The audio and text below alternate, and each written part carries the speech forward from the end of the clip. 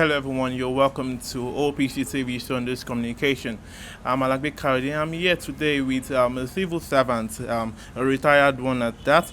So I'm here to get some experience that is here to come and tell us today. So sir, what's your name, sir? Yes, I'm very happy to be with you. Yeah. And my name is Mr. Abubakar Adimkwe Fodio. A civil servant, worked in Nigerian Airways.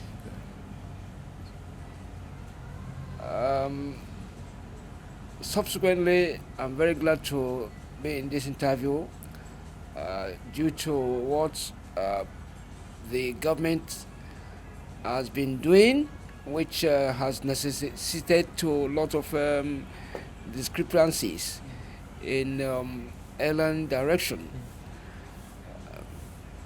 What I want you to understand is that Nigerian Airways is a national carrier, and we have been able to ensure that we did our best by putting most of our service, rendered our service honorably and also credibly in all directions of with the rules and regulations abiding the carrier, which we have a body which is known as IATA, and ICAO. You see, this IATA, this is an International Air Transport Association, and these people, this organization, and the people are those who are in charge of all the world airlines, both the private and the governmental airlines. And apparently, the ICAO is known as the International Civil Aviation Organization.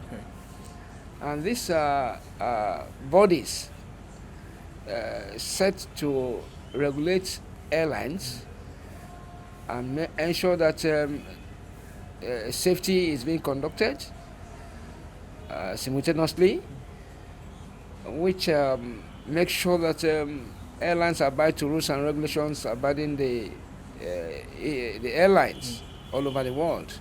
That's universally. Yeah.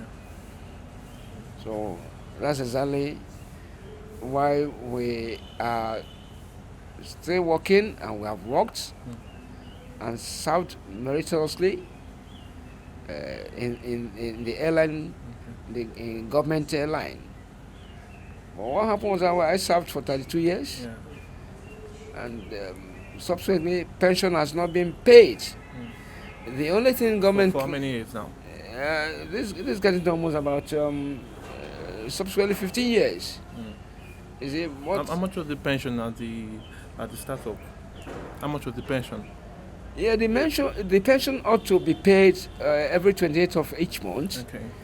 And with my own standard of position in the airline, I was a Nigerian Airways station manager of the Nigerian Airways carrier, which belongs to the government. But I would tell you that they were not, the government were not actually responsible for what they ought to have held on. That's in administration. Okay. And also safety-wise.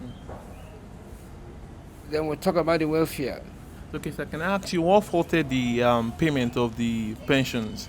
What was responsible for them not paying you your pension at the advocate time for over 15 years now? Yes, you see, what happened was that the government has not set a standard whereby they have to ensure that those who are served, who are pensioned, ought to receive their pension in due time. So this necessitated the maladministration, which the government has not looked into. Apparently, the pension itself ought to have been paid every 28th of every month. But what happened in this state was that the government liquidated Okay. Nigerian Airways. You see, it was absolutely liquidation. But what happened was that all the staffs were paid off. But this is not the rules and regulations abiding pensionable staffs. Yes. It's mostly the airline itself. It's it's an autonomous carrier that belongs to the government. But what we saw was that the government itself did not live up to standard. In following the rules and regulations abiding pensioners after liquidation. Okay, let's talk about the pension managers and the people that are supposed to be paying the pensions for retired civil servants. How do they come in? Why have they not been able to live up to expectations? Yeah, you see, when we talk about the pension payments, the administration, you see, there's an organization in government they instituted that was known as PENCOM. And this PENCOM, this pension commission, they did not live up to standard. You have to put the right people at the right places. Most of them are not professionals. They have not even gone out of this country to know exactly how it works. And this has caused lots of pandemonium. It has devastated the airline procedure. So it has involved maladministration. In due course, I think they have to go back to the drawing board and ensure that pensioners are paid, mostly Nigerian Airways. Why do we now say an airline is liquidated? That entails that politics has come into the carrier, which ought not to be. We have lots of pilots who are no more flying, and the aircraft we have they are not serviceable. And the former head of state, who was Obasanjo, came in, and Chief Obasanjo came in, and what happened was that he came up to liquidate Nigerian Airways. So, and there was no reason for liquidating Nigerian Airways, because Nigerian Airways were giving out revenues. They were generating fiscal revenues, to the government. So something has to be done into that area and investigate why a whole national carrier was liquidated.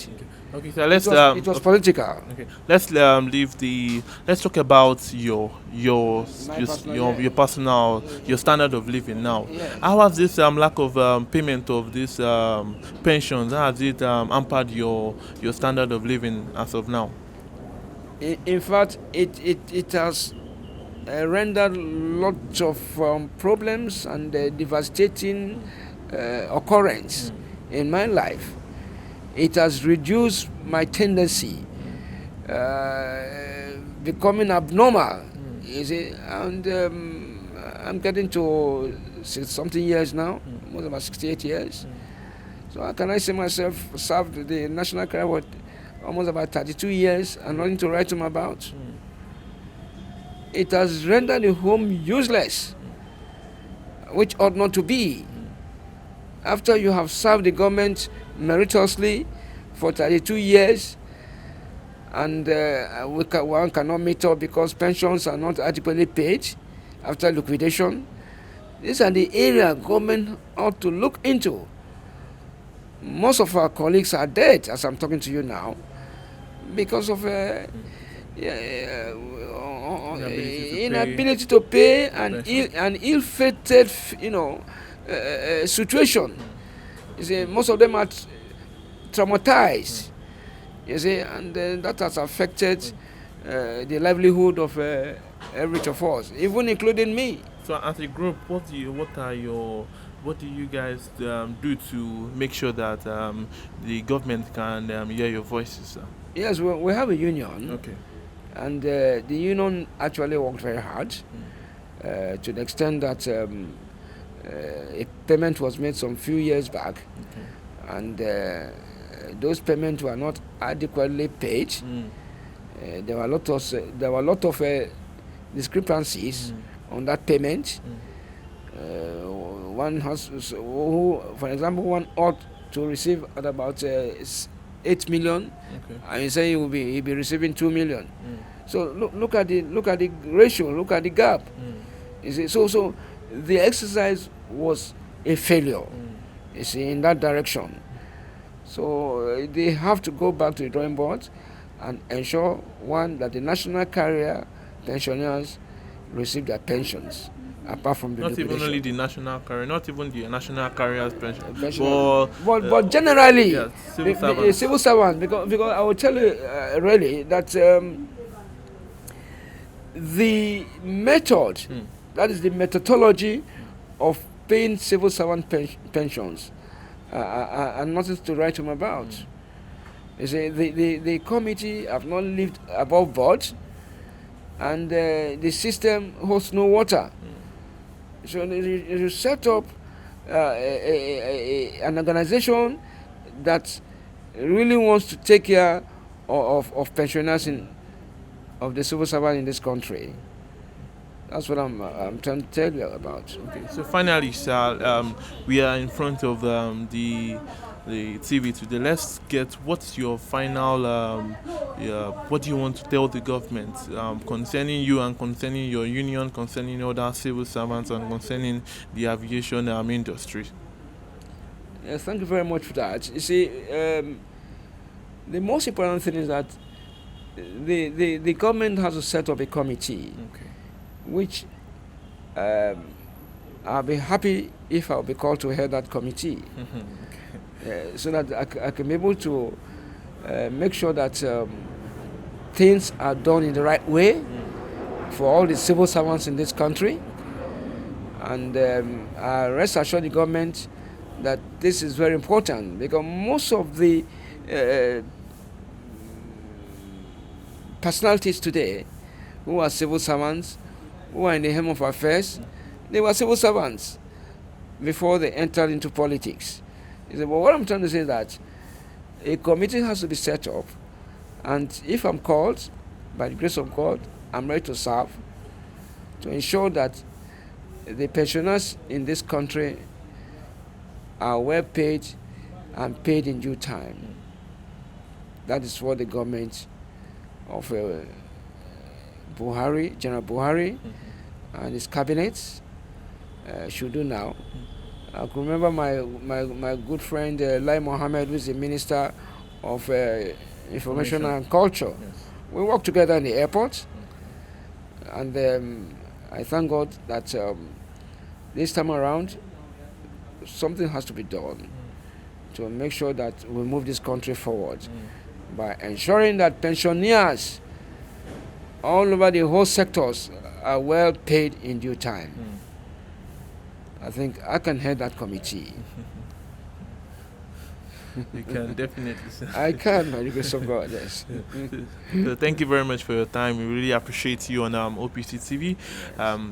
We hope that these pensions are paid in due time. That's right. Thank you very much for watching OPC TV. I'm Siola Lagbekade.